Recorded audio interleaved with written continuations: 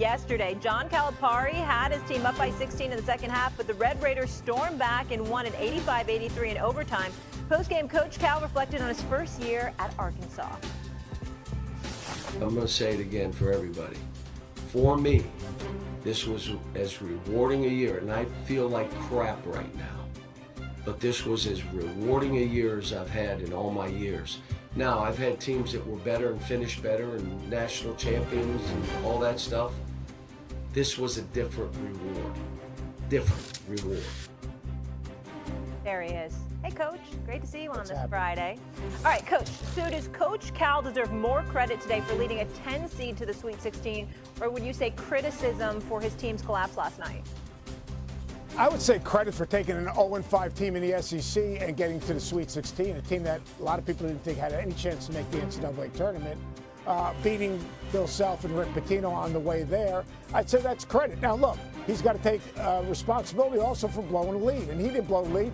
Shot selection, and you got to give Texas Tech a lot of credit what they did to create that turnaround. It wasn't all of a sudden one big run. They kind of chipped away at it. But this was a successful first year, whole new roster, dealt with injuries, dealt with Thero being out, dealt with Boogie Flan being out, putting together a new roster. I thought he had a really good, solid season. And just talking with him, he had a rewarding season in that you take a team that struggled and you make sure that they kind of pour into each other and he pours into them and they find a way to get to the Sweet 16. That's an accomplishment for this year in his first year at Arkansas.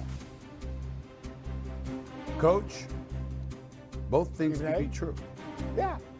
Both things can be true. Calipari can get credit for the season that they have and then still be criticized for last night. Sure.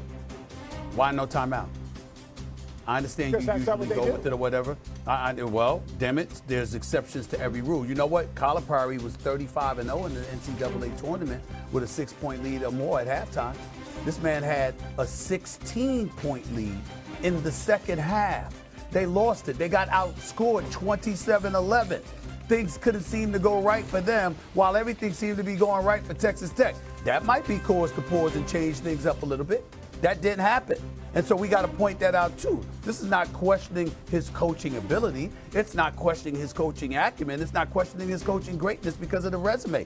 But it is questioning what the hell he was thinking last night in terms of not calling a timeout because they seemed a bit discombobulated for most of the second half. I was watching the game. I didn't like what I saw from them offensively. This cat, Darian Williams, got hot after couldn't make a basket in the first 30 minutes, scores 11 points in the second half. I get that part. But when you look at what Texas Tech was doing and how they were flowing, Arkansas got a bit disrupted. They got a bit rattled. And as they heard the footsteps creeping up on them more and more and more, they were making more mistakes offensively. Somehow, some way, that's a perfect time to alter your thinking to some degree, particularly in a waning moment. I thought he should have called the timeout instead of going for it. And he had the ball in the wrong guy's hands as far as I'm concerned. Well, go ahead. I can't disagree. Look, what got them into that situation to have to give up that lead was their shot selection. Their shot selection in the second half.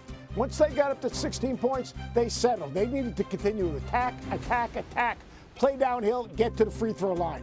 And then what I say about Texas Tech did a good job with Williams. Even on that last play, he got a switch and got Carter Knox on Williams, who he was bigger and stronger, and got Brazil off of him. So, look, Texas Tech made shots. They made the right plays. I thought that Arkansas, as a team, their shot selection was not what it needed to be down the stretch, especially when they got up 11 points.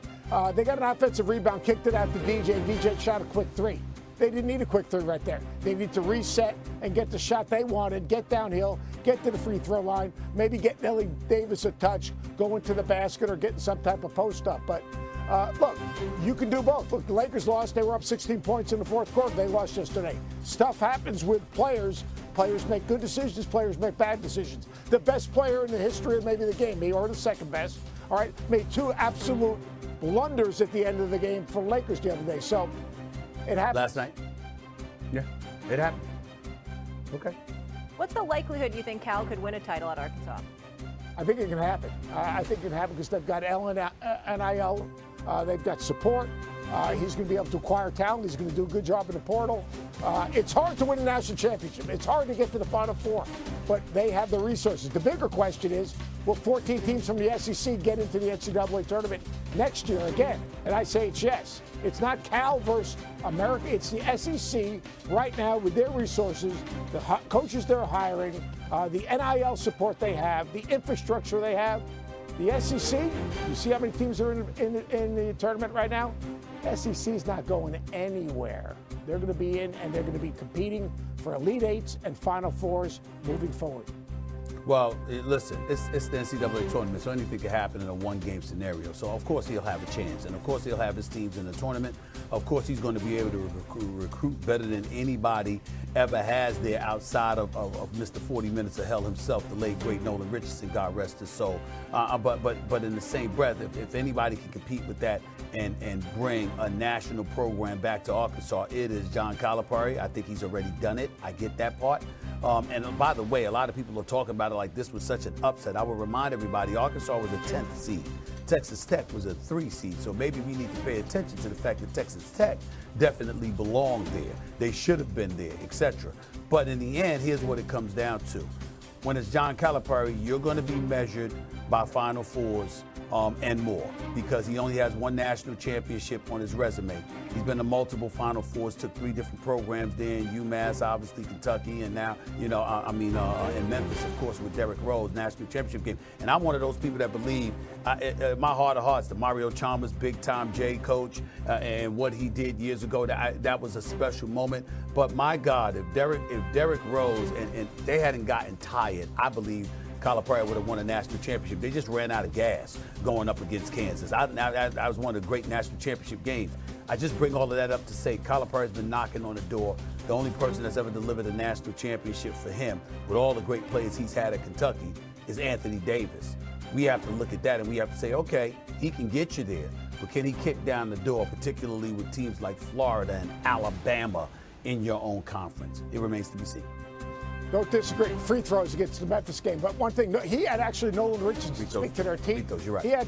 He had Nolan Richardson speak to the team before the Sweet 16 game. So he had him come into practice before they left for San Francisco. Coach Richardson and Cal have an incredible relationship. And Coach Richardson's been a sounding board for Cal all season long and helping him get this team back on track, which is kind of a pretty cool thing, that he embraced the history and the tradition and basically the matriarch of Arkansas basketball. No doubt. Right. We got to leave it there, guys. More college hoops to get into in the second hour. 40 minutes ahead. Opening day gave us an Ohtani homer, a Yankees win, and Mets spoil Juan Soto's debut. What stood out with Jess Mendoza? She'll tell us after the break. If Cam Ward goes #1 to the Titans, should the Browns go quarterback or best available player with the second pick? We have questions. Redick has the... Hello, xin chào tất cả các bạn đã đến với kênh YouTube của mình. Mình xin tự giới thiệu, mình là người sáng tạo nội dung trên nền tảng YouTube. Mình sẽ